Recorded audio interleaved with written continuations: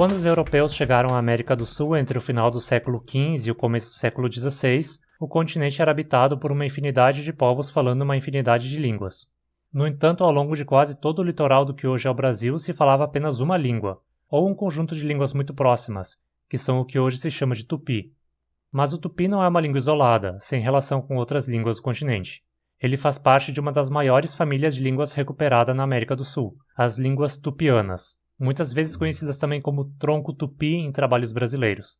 Essas línguas são classificadas frequentemente em 9 subgrupos: Ariquém, Mondé, Ramarama-Purobora, Tupari, Juruna, Munduruku, Sateré-Maué, Aweti e Tupi-Guarani.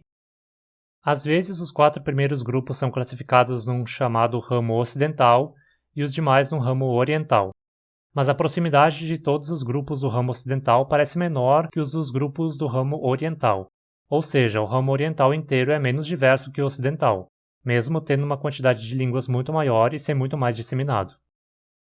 Especialmente o ramo Tupi-Guarani, como se pode ver no mapa, é muito disseminado, com línguas faladas, ao menos historicamente, ao longo de quase todo o rio Amazonas, quase todo o litoral do Brasil, ao longo do rio Paraná e em várias porções mais internas do continente. Vamos comparar alguns itens do vocabulário de diferentes línguas tupianas. A gente vai comparar as línguas caritiana, do grupo Ariquém, Aruá, do subgrupo Mondé, Munduruku, do subgrupo Munduruku, e Tupi, do subgrupo Tupi-Guarani. Você. An, en, en, nde. Árvore. Ep, ip, ip. Ubra. Água. Esse. I. Idibi. Língua. Corombo. Cocap. Co. Apecum. Dormir. Cat. Queré. Chet. Quer. Tatu. Sosu. Manjoi. Daido. Tatu. Alguns cognatos são bem fáceis de reconhecer, enquanto outros já são muito mais complicados de relacionar claramente. Há uma razão para isso e a gente já vai falar dela. Mas antes eu venho fazer aquele pedidinho. Se você gosta do conteúdo que trago aqui e aprende com ele, que tal se tornar um membro desse canal e ter a chance de aprender ainda mais? Membros do canal têm acesso a diversos benefícios como agradecimento pela ajuda, dá uma conferida. Ah, e vocês perceberam que temos 2 planárias novas apresentando o conteúdo desse vídeo?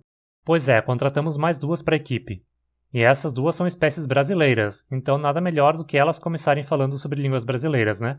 Se você quer saber o nome delas, fica atento ao canal porque em breve sai um short apresentando as 2. Então vê se te inscreve e ativa as notificações, hein?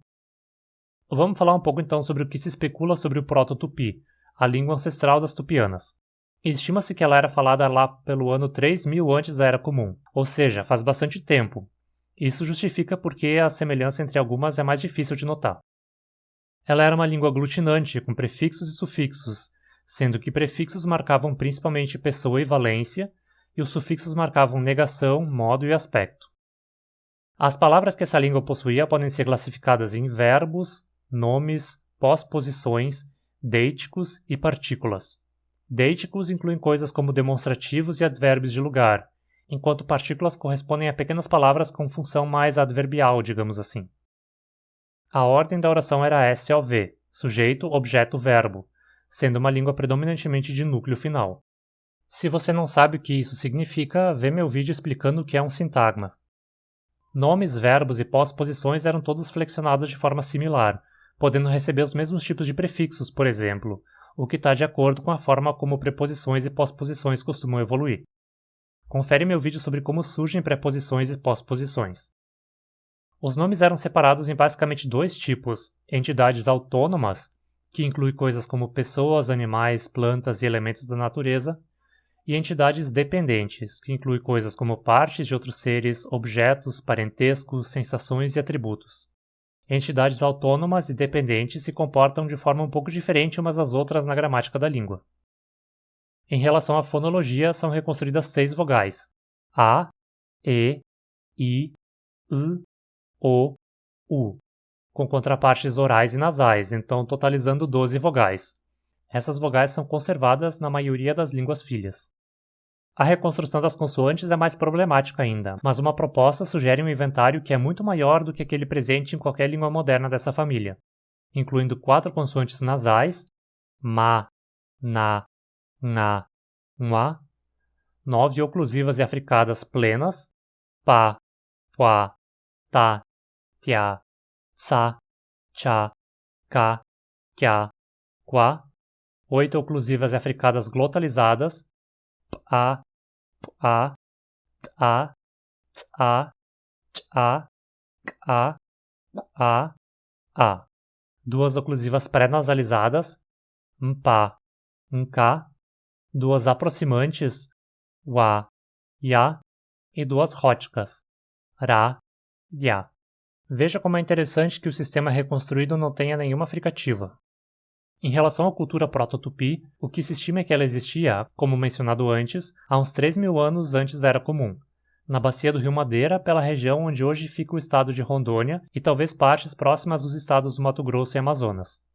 É nessa região que se localiza a maior diversidade de subgrupos de línguas tupianas, e também existem registros arqueológicos de até 5.000 anos que apresentam coisas como cerâmica no estilo usado pelos povos tupianos. Graças a isso, sabe-se também que eles já faziam uso de cerâmica desde o início. Através do léxico em comum entre as línguas filhas, pode-se dizer que eles eram basicamente caçadores e agricultores e possuíam um complexo sistema familiar. Em relação ao sistema social dos proto-tupis, a única coisa que se sabe até o momento é que já possuíam pajés. Talvez haja muito mais sobre a cultura proto-tupi que a gente possa reconstruir a partir das línguas. O problema é que existem poucos dados compilados sobre a maioria delas, o que dificulta o método comparativo. Existe muito trabalho a ser feito com línguas indígenas do Brasil e do resto do mundo. Além de se tornar um apoiador aqui pelo YouTube, você também pode se tornar um apoiador pelo Apoia-se se for mais conveniente. Ou você pode ajudar o canal fazendo um pixinho também. O que acha? Qualquer valor já ajuda muito. Aproveite e mande junto uma sugestão de vídeo. Sugestões de colaboradores são sempre prioridade. E claro, você sempre pode ajudar o canal de graça com seu engajamento. Deixe sua curtida, inscreva-se, ative as notificações e deixe um comentário aí embaixo. Você fala alguma língua tupiana? Estuda alguma? Dá uma olhada também nesses outros vídeos aqui do canal focados em línguas indígenas do Brasil. E obrigado por ter ficado até aqui. Até mais!